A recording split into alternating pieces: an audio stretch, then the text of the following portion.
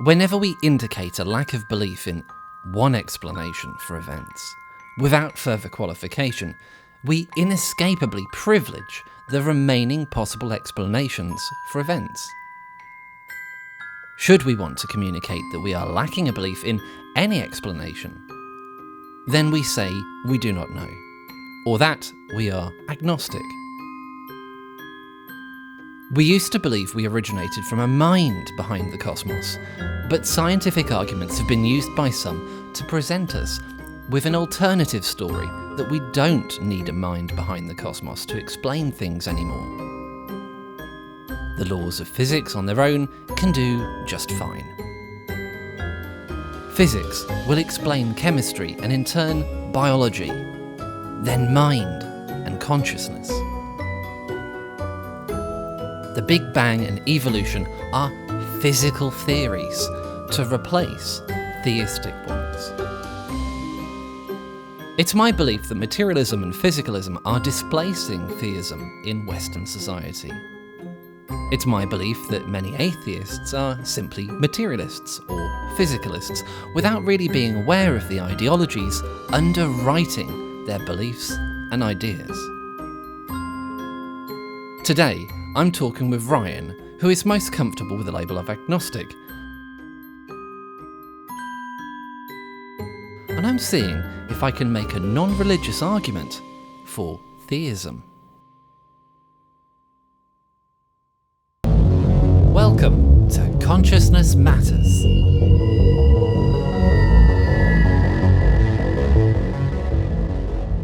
I don't believe in atheism. All right, so thanks for joining me, Ryan. And we had a bit of a conversation on the Facebook group, Philosophy, Psychedelics and Consciousness. I've been talking about a video that I'm planning to make where I was sort of going to prod atheism a bit, I think. I have this idea that atheism has been somewhat missold to us. I think that I might as well just come out with it. I think atheism is essentially the belief that we can get mind from matter. I think that atheism is sort of a crypto belief of materialism and physicalism. And then the emphasis, the burden of proof of atheism, for it to be a reasonable story about why we're here and how we came to be, is that it has to explain how materialism or physicalism can give rise to consciousness, can give rise to this feeling like something to be us. That makes great sense. I think that is definitely the limitation of, or at least a limitation of materialism. I'm glad that you linked, materialism with atheism right out of the gate. I think my opinion of the term atheism is that, well, we'll get into this in a little bit, but why I think this, but I feel like it's a little bit of a headline. It's a little bit of and I'll get into that in a second, but I like the term materialism better. I feel like it's more specific in my mind.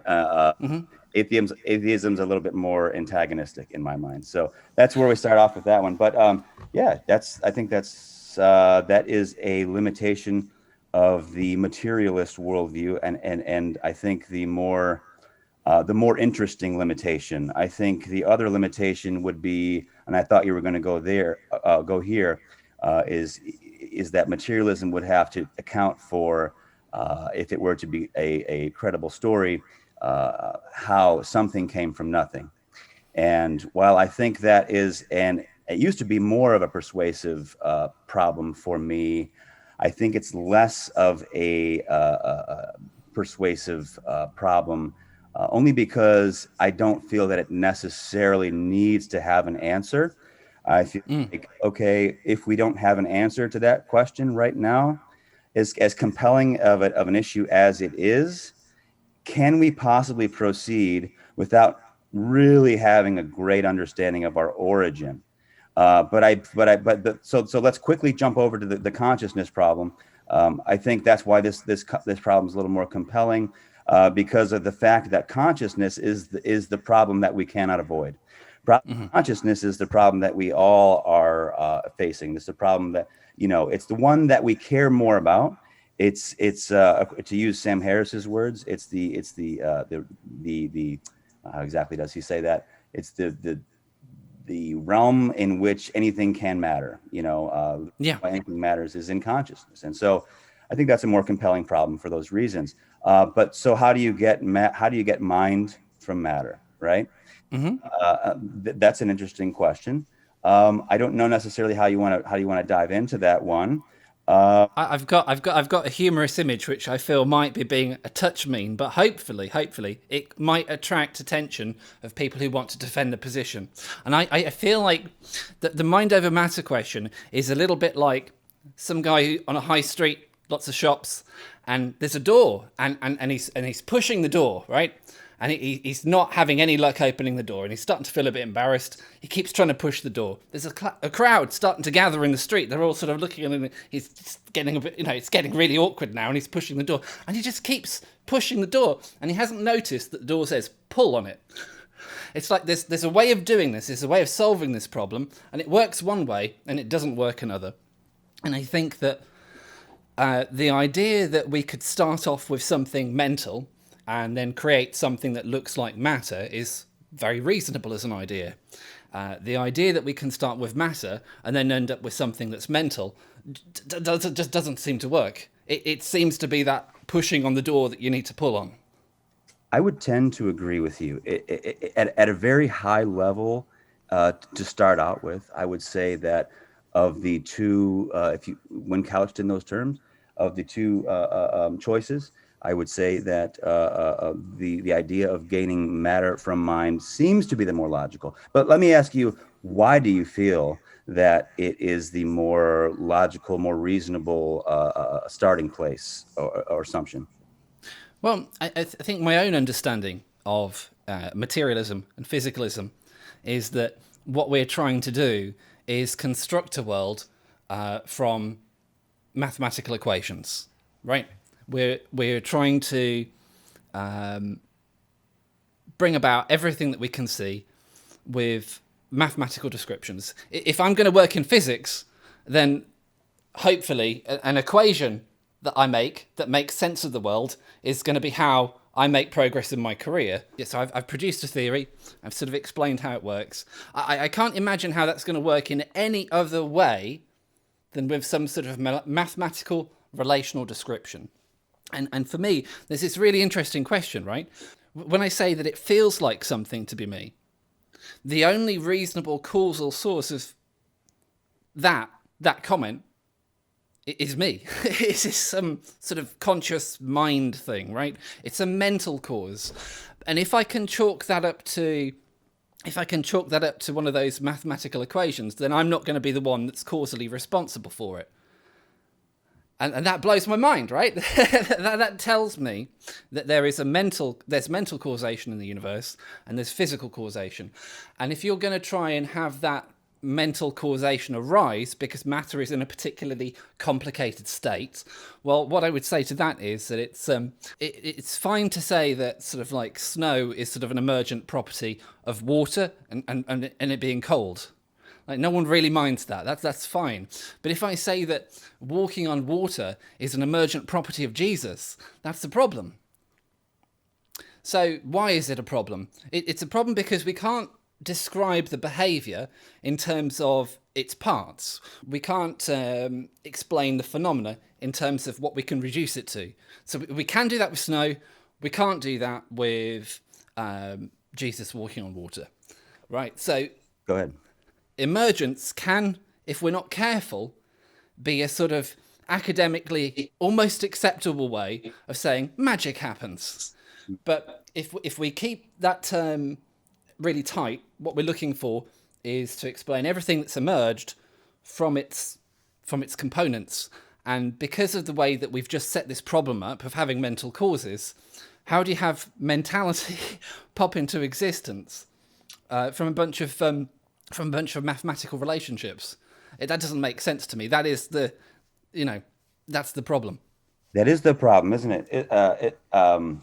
That's the hard problem of consciousness, isn't it? But when it comes to consciousness, questions about behavior, are among the easy problems. When it comes to the hard problem, that's the question of why is it that all this behavior is accompanied by subjective experience? It's not just the hard problem of consciousness. I think we've touched on the meta problem of consciousness, which is why do we talk about the hard problem of consciousness? Ooh. David Chalmers is brilliant. I love David Chalmers. In this talk, I'm going to present a slightly different perspective on the problem after laying out some background, the perspective of what I call the meta problem of consciousness. I've never heard it phrased that way. And I've heard it reminded me of something that a friend of mine once said as I, lamented on my Facebook that life is meaningless as my hope, wave rises and falls, or optimism. My friend said, the fact that we can ask whether life has meaning should point you in some direction towards the potential for an answer, and I thought about that and I was like, well, I was looking at the problem from a metaphysical or an ontological perspective. Like I was looking, and I think a lot of people do this. They look for the big capital P purpose, the big meaning for life. And if I can't find it objectively outside of myself, then it doesn't exist. But I was looking at it from when phrased this way, the problem slightly differently from more of an existential perspective. Like, what does it mean? Why am I searching for a purpose into life to begin with? What does that mean that I'm even asking the question? What do I expect the answer to be? And what happens if I don't get the answer that I think I'm supposed to get? So really kind of pointed me in a slightly different direction. So I guess it's the chicken or the egg, right? Which came first, right? I'm trying to, jump back to some of the examples that you gave about mind being the emergent property of matter, and it seems as though one solution would be to say, well, it's just a fundamental constituent of reality, right? Mm-hmm. Consciousness, right? Is fundamental, just like matter. And so here's the problem that I have with that, right? So I think I'm just going to try to make this leap here. I think that the case for materialism has to be made solidly, right? Like in order to really say that, or to assert that, like I think materialism is wrong. I think consciousness is primary. I think there's a mind which is responsible causally for everything. You have to make the case for why that. You have to make the case strongly for why that might not be the case. It's holding opposing viewpoints in your head at the same time, right? Yeah. And what I'm trying to avoid is the straw man. Like, well, there's the easy way out. I can't explain it. Therefore, it seems more convenient, right? I think the consciousness is primary example, which is akin to the God created the universe example, right? In the theism, atheism debate, talking about it at that level, is like kicking the can down the road in a way. That's like, that would be the argument against, well, you didn't really explain anything, So the assertion that consciousness must exist or God exists, a consciousness which is responsible for the universe, because it just makes sense causally the way we think about it. We're existentially dependent upon something causally the way that St. Thomas couched it. I'm sorry, I'm kind of going. That's all right. Yeah, but I just think it's a bit like kicking the can down the road. I think the reason why we might want to think about the mental realm as something that's fundamental is simply because whenever we come across something in physics that we need to explain, that's what we usually do. When we discovered electromagnetism, well, we might have had a lot of thinking since its initial discovery, but our go-to with a force like electromagnetism isn't, oh, well, that must have just suddenly come into existence and there was no electromagnetism before that. We say to ourselves, okay, well, we'll just posit it as a fundamental building block and we'll see if we can construct reality using those building blocks. And I just think that we have to do the same thing with the mental realm as well. So okay. I think maybe for a lot of people, the idea, like, all right, so there's like this, these two worldviews, okay, the atheistic worldview and the theistic worldview. That's the easiest way to describe it. And for some people, and I think this is where, if you go in the extreme opposite directions on either worldview, you find it more and more unwillingness to come toward the center. And what's the center is limitations of both worldview. And why, limitations of materialism, limitations of idealism. Why are people afraid of that? It's that cognitive dissonance, right? But it's also like this. I mean, when you talk about, well, I think it's more reasonable to assume that consciousness is primary. To me, I'm like, okay, I can see where you're coming from intellectually, but emotionally, like, I'm so afraid to walk through that portal. And like, what's on the other side? What does that mean? Somebody else, what kind of consciousness, and how does it want? I kind of like thinking of myself as an independent consciousness, not dependent upon any other consciousness. Well, if you want to think of yourself as an independent consciousness, I completely understand. But you're still going to be very dependent on the material world. You've just substituted the out there that influences you on a material basis for the out there that influences you on a mental basis. Or it's just changed the recipe a bit. I don't think it's fundamentally altered it. Interesting. So if you look at the shows like Derren Brown's work, where sort of he gets a bunch of advertising executives and he plans this elaborate route through London where they're constantly subliminally signaled various things, and then he essentially predicts the advert pitch they're going to come up with, and it's quite an incredible scene. We started off thinking about the name. We thought that was probably the best thing to do. Starting point. Sure. Is this it? Yeah. That's fantastic. So it's animal heaven, the best place for dead animals. I do want to show you my own ideas from beforehand. Okay. I don't want to touch. Would you open them for me? Sure. It's a harp playing bear. Yeah. God. You've gone for these angel wings here. Were you thinking of angel wings or bird wings? Yeah, they were kind of a combination. You do them a lot better than me. This was the same thing. I was thinking angel wings there. You've got animal heaven. I got creature heaven. Yeah.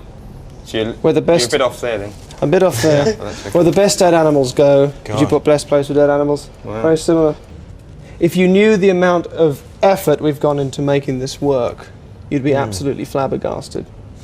But for now, it's comforting to know that you're just as susceptible to subliminal persuasion as the rest of us. Thank you very much for helping us out. I think that is a really good way of demonstrating that we're all just completely embedded in our environments. We're all very suggestible in that sense. I think, though, I'd like to attack. I'd like to go to that point that you make, and I think that the sense that we have that our thoughts are private, that that's very understandable. We can get put in situations as individuals that it's very difficult for any third party to fully understand. So we can feel like we make judgment calls that other people might judge us harshly for, and that's an awkward feeling. So I think that there's a very good emotional reason, in a sense, why we'd want to think of ourselves as completely independent consciousness, and there is no better way of doing that than the materialist model, right? So if you're going to sort of divide the world into the mental and the physical, because that's not all what all physicalists or materialists will do, right? But some of them will, right? I know that Rationality Rules is a channel that's quite run by Stephen Woodford. It's quite good. He had a video called Grandeur, and in that video, he's sort of telling us sort of how things are from his perspective, I suppose. And he just sort of accepts that the correlation between consciousness and the brain, he accepts the correlation as an argument for causation. We've learnt that our mind, our very being, is a product of our brain. Right. Now, if you think about it like that, then your consciousness never ever touches any other consciousness. You're that island, that separated bubble that just pops into existence sort of from nowhere and then collapses back into nothing over the span of your life, right? And if you want to get really existential about it, you might worry about what happens to it when you go to sleep. But that's definitely a model that's going to encourage us to think of ourselves as separate. Yeah, it's quite a contrast, I suppose, to ideas in idealism where you're still separate, but you're more of a dissociation. You're more of a drop in the ocean. That's right. That's exactly the right analogy, or at least a really good one. I will say this, okay, on the other side of this is where, my brain is split down the middle. On the other side of that, like, okay, I used to really like Sam Harris and really like follow everything he said and all this stuff and listen to everything he did. But I was always stuck on a few points. And one of them was the non-existence of the self, whatever that was supposed to mean. Right. And the non-existence of free will as we understand it, commonly, whatever that's supposed to mean. So I always like found that was the limitation for me of the strict materialist worldview, which says that my choices aren't even consciously being made. Yeah. Consciousness exists somehow.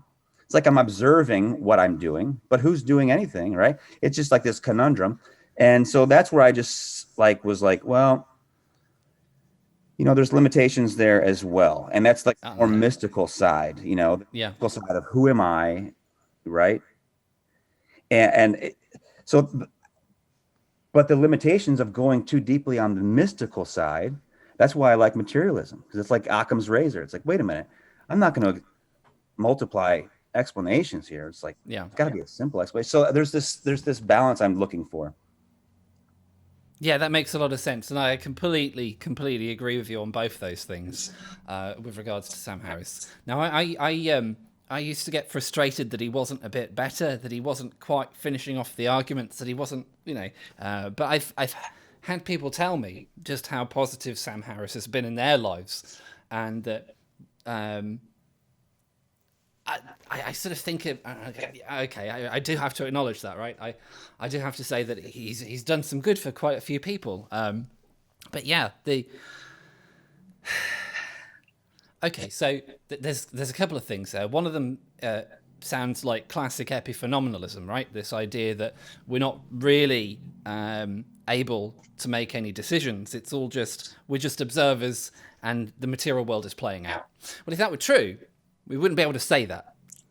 if we're just these mental observers and we can't sort of like tunnel out from this prison, we wouldn't be talking about being mental observers. The fact that we can talk about being mental observers is it's convincing for me that those are mental observers with at least the capacity to modify the physical world to talk about being mental observers. Yeah, that's a good point. So I feel that I know that's the only thing though, and I've really thought about this a lot, and I've really tried to take on both sides, and that's the only thing that I can point to and say that is definitely something that is mentally caused. There's no way that could be caused by these sort of physical equations, right? Mathematical relationships of things. It's got to be caused by mental causation. But what I would think to myself then is that if something as sophisticated as articulating the idea that I'm a mental creature having a physical experience can happen, and if I can communicate that to other people, then it just seems reasonable that the whole slew of other things are also, using that same pathway, right? They can be explained in a similar manner. It can't be that mental causation only exists to be able to do that one thing. It doesn't seem reasonable to me. So sure. I think there's a big mystery of how much power we have over our lives. That's very interesting. And I think it's nice to acknowledge it as a mystery rather than brushing it away. Yeah. I have a question for you. So I'm curious, right? Like touching back on the point I was making about how do I not multiply explanations if I admit for this one door to be open? Not say, well, then, therefore, I can, do all these, new age mystical things. And how can you say anybody's wrong? I'm wondering how you approach that problem. Do you feel that that is just the discipline of the philosopher to I don't know, articulate the limits of his of where he's able to go according to his philosophy? How would you approach that? Well, that's a good one. I think that it's probably very important to be careful when we're trying to talk with certainty. So I think that I can be comfortably certain that when I say it feels like something to be me, that's coming from the mental me, right? I'm quite comfortable with that. That seems to be something that I can have quite a high degree of certainty of. And if it wasn't, I'm not sure I could make very much sense of the universe anyway. When it comes to other things, right? So there's no point in me being shy about it. I've had experiences that feel like telepathic experiences. I've had a tantric experience which really blew my mind. But I think that for me, I'm trying to be open-minded about it. I'm not trying to jump on all these little things and going, that's the proof, that's the proof, that's the proof, that's the proof. I think a certain open-minded playfulness is helpful. But yeah, from just a philosophical point of view, I think modesty is probably quite important. I mean, the physical world and the way that we understand the physical world through those mathematical equations and relationships that we've talked about have gotten us an enormous way. They're really wonderful, right? I do software development. How would we have come up with computers if we hadn't had the science to really understand the material world? So I think we have to go with what works, but I think that we also have to be sort of cautiously open-minded. I'm absolutely fascinated by all the psi research that's happened over the decades. It seems to me that you can essentially divide the research up into two categories. The category that says, yes, this is a thing, and the category that says, no, it's not. And what do you do then? I mean, there's a bunch of scientists on either side, right? So you can pick a side, or you can go, this is really weird. What do you do apart from become a scientist yourself and study it? So I tend to go on the basis that if someone starts to make claims about what they've been able to do, maybe with some sort of metaphysical thing, I'll be charitable to them, right? Because I have no idea how my experience of mind makes me talk about the fact that it feels like something to me. Got no idea. I know that it happens, so I know there's some strange mental causation involved there. And if it's able to jiggle around with neurons in my mind, what's stopping it from, causing other things to happen in the world? I have no idea. I think that's probably the best thing that I can say. I have no idea. Honestly, Matthew, I couldn't agree with you more.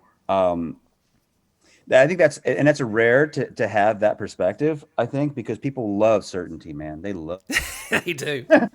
Yeah. And they're so afraid of uncertainty. But I love it. I love uncertainty. I love the idea that my perspective is not like the objective perspective. And that's what I think. That's what you're suggesting there, is that, like, how do I know? I didn't create myself. I didn't create the universe. I'm just showing up here. My experience is just what I've experienced so far. How do I know what the limits of my experience are? And that playful open-mindedness, that humility, I think it's so important. I like how you said you would treat the person making the claims with, what did you say? What was the word you used?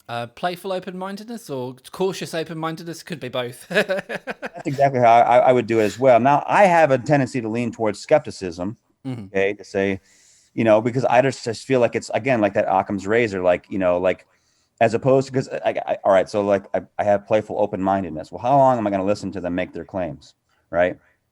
Like someone's like, oh, and you have to give me money, and I'm going to marry your wife. And, and it's like, maybe there is a place where you can come down on some sort of, metaphysical category or moral category. and say there's a limit to the playful open-mindedness. You know, that's a tough fence to straddle, I guess, right? So I tend to come down on that, on a little bit of the more skeptical side. But I want to be more cautiously open-minded. But why? I don't necessarily understand why. I guess I don't know. There's a desire to just be like, you know, I want to just squash everything with the hammer of, kind of like Nietzsche, right? They said, you know, he's like a philosophical machine gun. Like, I'm just right. That's rubbish. That's rubbish. That's rubbish. But I've hung on to these cards. Oh, it's getting more interesting. These are still in the race. You're right, and exactly, and it's Cartesian methodological doubt at the same time, right? It's doubt everything that you can. That's been my modus operandi, you know, and so, but at the same time, if I was going to try to relate to the concept of playful open-mindedness, I have a sort of a vague hope, you know, a vague hope that it almost feels vain and narcissistic, that there is this behind the scenes thing that's moving me along towards my best outcome, desires, whatever. And even if I rage against the idea of God and the idea, all of it, that somehow it's got my best interest and it's moving me along. And so it's like, oh, that's my sense of playful open-mindedness. But my more, you know, rational, you know, is like, no, that's just fantasy, man. That's just, you know, so what does that leave you with? Well, that leaves you with self-determination. That's the upside of individual consciousness, right? Self-determination. The results of my life I'm directly responsible for them. You know, I make. So I like that. I like that rugged self-determination. But then that falls flat when you skin your knee, right? Right. And it's like, you know, Abba, you know, you got my back, you know? So, what do you think about that? Oh, that's a good one. That's a good one. So I think a lot of what you're going to build up, just being anyone, right? And just trying to make sense of that, depends on what you build up from. If you build up from if you build up from a material universe, you've got no reason to suspect that this giant place that you find yourself in cares about you in any way. That would be unreasonable. It's just a machine. But the same thinking that gets you that, and I thought this all the way through, like listening to the God Delusion as well, right? It's like, this is brilliant, Richard. You're kind of you're dismissing consciousness in favor of a machine. But that if you carry that logic all the way to its ultimate conclusion, then we're just machines. I'm not saying that it feels like something to be me because there's a consciousness behind me saying that. I'm just acting it out. It's just performative. And then you have this real big problem then, is that other people don't suffer. They just act like they do. Oh, that's perhaps a road that we don't want to go down. But I do feel that it's a sincere and genuine ultimate conclusion of trying to explain away consciousness in terms of mechanics. So let me try and focus back on your question. So if you look at the world out there as being material, that already gives you a conclusion. If you look at the world out there as being mental, well, that gives us an interesting place to start, doesn't it? So, did this giant mind sort of create a dissociation of itself, like a bubble, a bubble within itself of another mind, so that it could do mean things to it? Or did it create it so that it could just be completely hands off? No, we're just going to see what happens. This is an experiment on myself. What does a small bubble of me do when it's on its own? You know, that's reasonable. That could be a possibility, right? And then you've got the alternative, which is, you know, that it's going to look after it somehow. It's going to try and help it grow, right? So I have a lot of sympathy in a way for the religious idea that God helps those who help themselves. It seems almost like that would be the most reasonable model that you could apply to what we've just mentioned, because you don't really necessarily, if you're indulging in that sort of way of thinking, then you don't really want to have sort of like a child consciousness that's completely dependent on the from where it came from to function. It has to learn to fend for itself and to shape reality by itself. But if it's doing well at it, you might encourage it, you might help it, right? A parent and a child. It's not the job of a parent to wrap the child up in cotton wool and do everything for the child. It's to get the child to be able to respond and act and benefit the rest of the world and interact with the rest of the world positively. So, I mean, I think that if the universe is just sort of like created a dissociation of itself to torture, that's quite a dark view. I think I agree.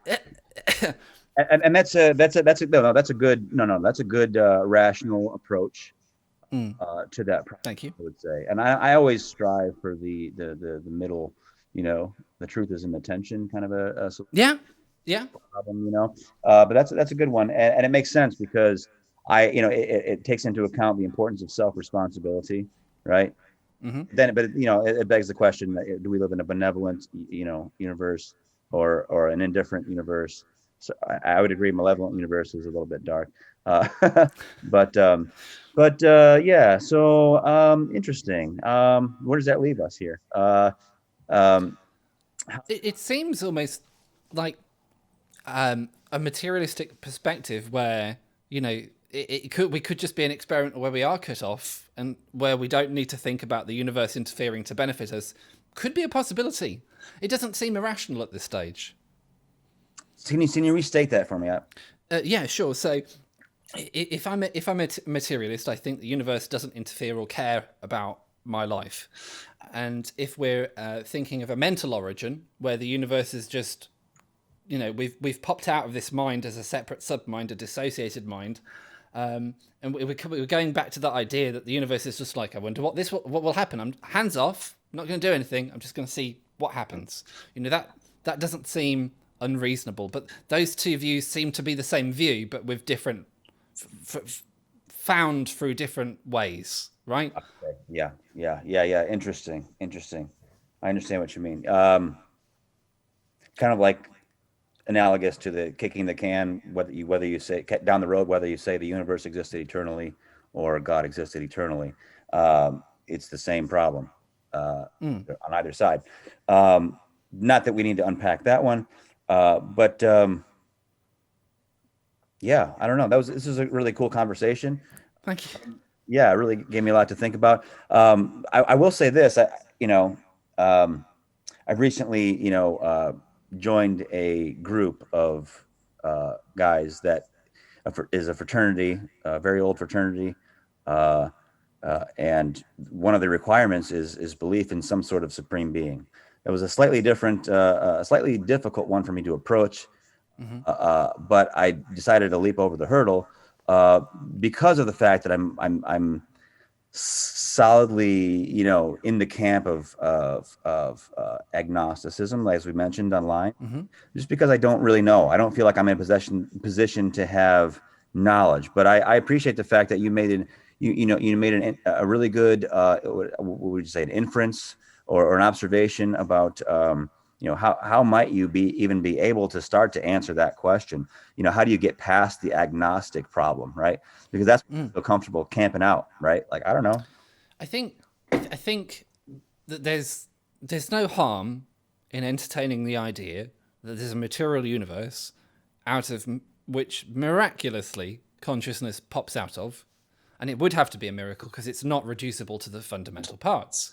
I can't completely 100% close the door on that, but it seems just as magical thinking as anything that you'll find in religion, anything. So I think that for me, I'm almost completely persuaded, right? I'm over 90% certain that we're looking at mentality just being a fundamental component of the universe to some degree. So that could be any sort of panpsychism you like. It could be idealism. You know what? Talk it out. That's fine. I don't feel like I've got to pick one particular idea and throw it at everyone and say, this is it. This is 100%. This is the idea. Although I do lean more towards idealism than panpsychism because of mental causality being a problem. Where was I going with this? Right. So for me, I feel that when you really drill down on something like atheism, that you are a believer, if you're an atheist, in mind coming from matter. And so I think for me that sways the agnosticism thing. I can't tell you that I'm not advocating for an engineering God, like that like as Daniel Dennett might say, like draws blueprints of how everything's going to be before it all happens. Nothing like that, but just some aspect of mental causation and the unfolding of the universe. And for me, when you look at the dictionary definition of theism, or a conscious creator, well, that nails it. Like, I'm just thinking, right, as one of those people who's like, I must turn this into a 100% logical argument. I must break this down like I was writing software. It could be that in the most extreme case that we have some sort of extreme polytheism, that we have like many sort of aspects of consciousness, and they're all working together to fabricate reality, or perhaps you could describe it as a unified mind. But either way, you're presupposing this consciousness that's responsible for the way that reality unfolds in a way that just matches the dictionary definition of theism. And then I go, okay, I guess that makes me a theist. It's not a theist that knows the mind of God per se, but I just don't see how I can work that out any other way. That makes sense. But a tiny opening, just the door is just very slightly ajar for the miracle of consciousness popping into existence from matter. Very cool. I think there's just one thing that I would like to add before bringing this video to a close, and that's that Ryan made this really wonderful point about the limit of playful open-mindedness, and I don't feel, in retrospect, that I did it justice. There is a really interesting area here. Why is it that I accept some aspect of tantra, some aspect of being able to push your emotions into somebody else and them feeling it? Why do I accept that as real when I'm not convinced about the telepathic experiences that I have? I'm not convinced that they're genuine telepathy. I'm not really sure what's going on there. What's the difference there? How am I defining my own limits of playful open-mindedness? And more to the point, if somebody else says that something is true and I haven't experienced it for myself, where do we draw limits there? All really interesting stuff, but unfortunately, we're going to have to leave it for another time. But thank you very much for watching, and be well. Most people think consciousness is supercalifragilisticexpialidocious. We all have our own inner movie. Consciousness is an amazing collection of sort of mundane tricks in the brain. If nature's made of nothing but unconscious matter, how come we're conscious? Consciousness is irreducibly subjective. Now that sense of being a subject, a locus of consciousness inside the head, is an illusion.